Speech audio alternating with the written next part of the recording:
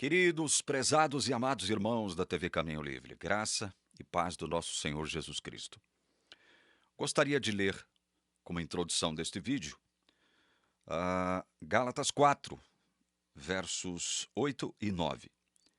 Mas no passado, quando não conheciam a Deus, vocês eram escravos de deuses que por natureza não são deuses.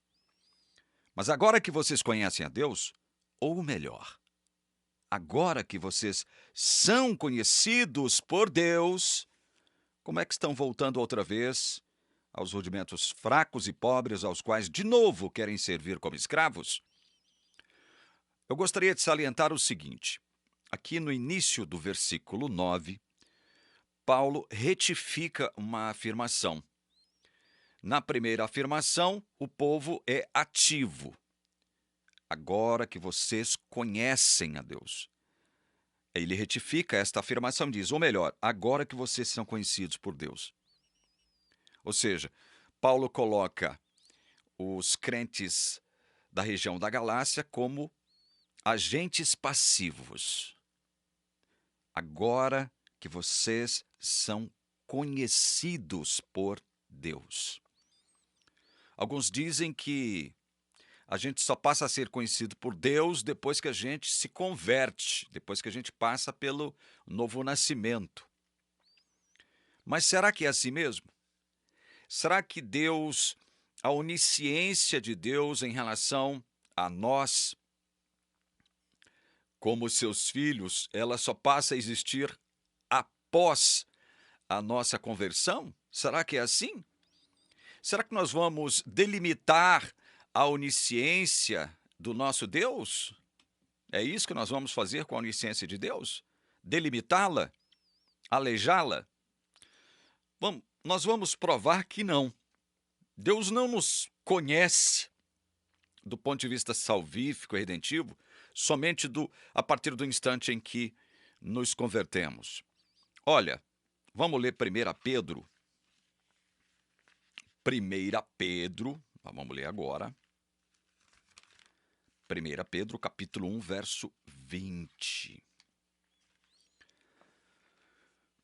Vamos ler o 19 para contextualizar. Mas pelo precioso sangue de Cristo, como de um cordeiro sem defeito e sem mácula, ele foi conhecido antes da fundação do mundo, mas foi manifestado nestes últimos tempos em favor de vocês. Meus queridos, o texto está afirmando clara e categoricamente que Cristo, enquanto Messias, enquanto Filho de Deus, foi conhecido antes da fundação do mundo. Aí alguém pode dizer, sim, Cristo foi conhecido antes da fundação do mundo, mas não nós, enquanto filhos de Deus. Será que é isso mesmo? Será que é isso mesmo? Será que Deus só tomou a iniciativa de nos conhecer? Tomar iniciativa é uma expressão vaga, né? Em se tratando de Deus. Deus conhece todas as coisas, né? Nesse exato instante, ele conhece o fim. Né? Ou seja, ele sabe de tudo e de todos. Mas o texto está falando que Cristo foi conhecido antes da fundação do mundo. E nós não? Seria isso? Veja como essa afirmação ela se torna equivocada a partir do instante em que você lê Efésios, capítulo 1, verso 4, que diz assim: antes da fundação do mundo, Deus nos escolheu nele. Nele quem? A última palavra do versículo 3 é Cristo. Então, o verso 4 está falando de uma ação de Deus baseada em Cristo. Antes da fundação do mundo, Deus nos escolheu nele, em Cristo. Vocês estão pegando aqui o fio da meada? Para sermos santos e irrepreensíveis diante dele.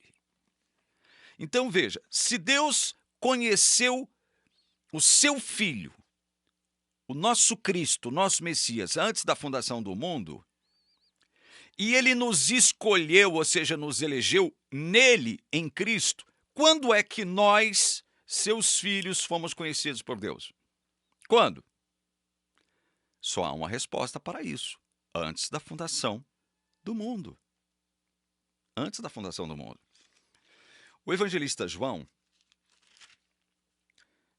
tratando de refletir sobre as palavras de Jesus, especialmente naquela oração intercessória, um pouquinho antes de ir para a cruz, que Jesus faz, João 17,5, está dito o seguinte, é Jesus, né, afirmando aqui, e orando ao Pai.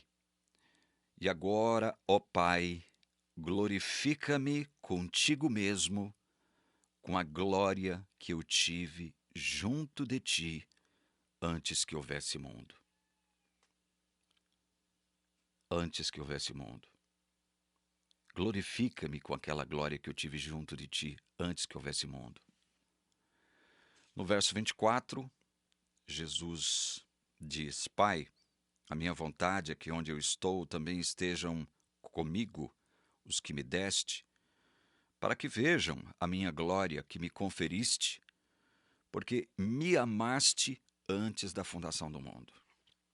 Esse texto ele é mais profundo ainda, porque Jesus afirma que Cristo foi amado enquanto Filho, enquanto Cristo, antes da fundação do mundo.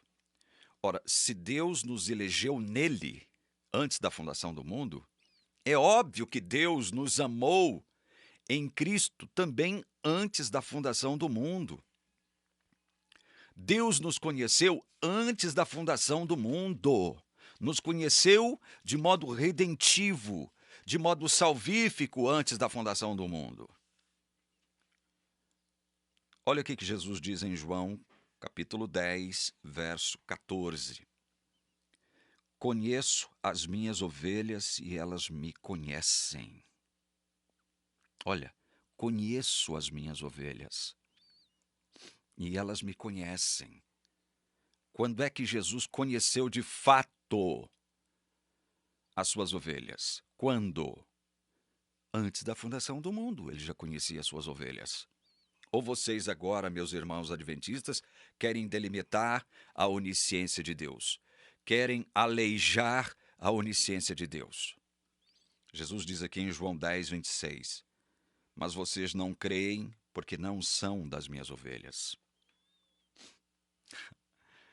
Veja, Jesus, Deus Pai, Deus Espírito Santo, nos conheceu antes da fundação do mundo, como suas ovelhas.